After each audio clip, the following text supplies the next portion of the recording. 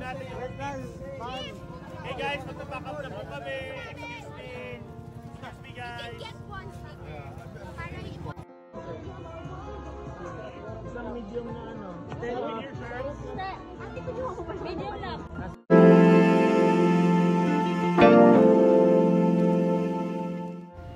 Nagtinda sa tabi ng tulay itong sina Andy Eigenman at Filmar Alipayo ngayong hapon. Bago ang lahat, huwag niyong kalimutang mag-subscribe at pindutin ang notification bell para maging updated sa ating mga susunod na videos.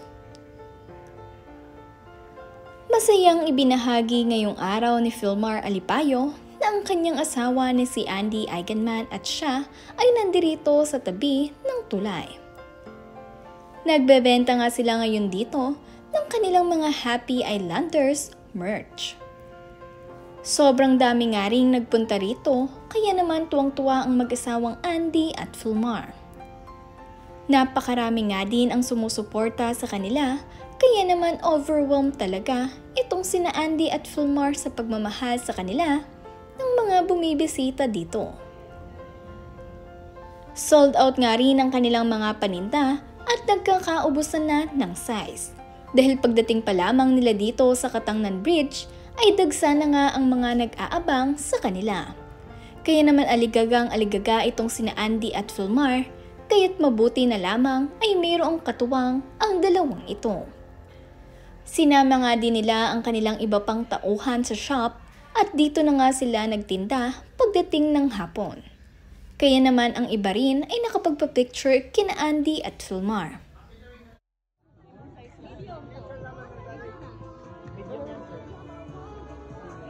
Isang medium na ano. Medium lang. Hey guys, magpapack up na po kami. Excuse me.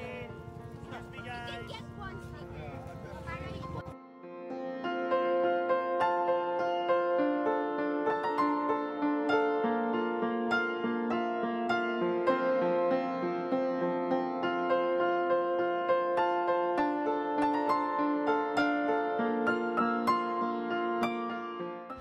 At dahil nga Holy Week, tumawag din ng pulis itong sina Andy at Filmar upang sila ay bantayan dito at maging ayos ang kanilang event.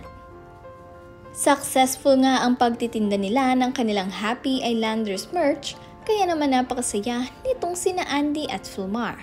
At pasasalamat nga rin para sa kanilang Happy Islanders team. Nagpapasalamat nga rin sila para kay Jolan sa Avedra na kanilang kaibigan dahil sinamahan sila dito sa kanilang programa. Makikita nyo nga rin sa video na abalang-abala itong si Andy at walang kaarte-arte na nagbebenta rito. Kasama nga rin dito ni Papa Filmar ang kanyang mga angels, kaya naman safe na safe itong sina Andy at Filmar kahit napakaraming tao ang dumagsa sa kanila. Ayon nga rin sa mga nakakita kina Andy at Filmar ay napakabait daw ng mag-asawa. Very hardworking at dedicated sa kanilang ginagawa. Kaya naman more power sa inyong business Andy at Filmar ngayong Holy Week 2024.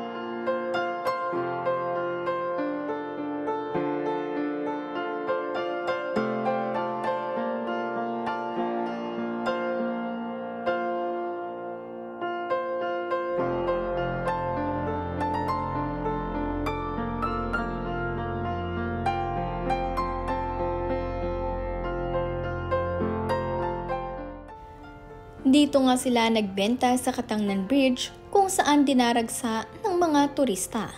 Kaya naman sobrang dami talagang potential customer ang bibili dito kina Andy at Filmar. Pagkus pa nga doon ay isa na rin itong sina Andy at Filmar sa mga gustong makita ng tumuturista dito. Kaya naman nakakatuwa dahil tila ba naging tourist attraction na ang kanilang mga business dito upang masilayan lamang itong sina Andy at Filmar sa kanilang mga business.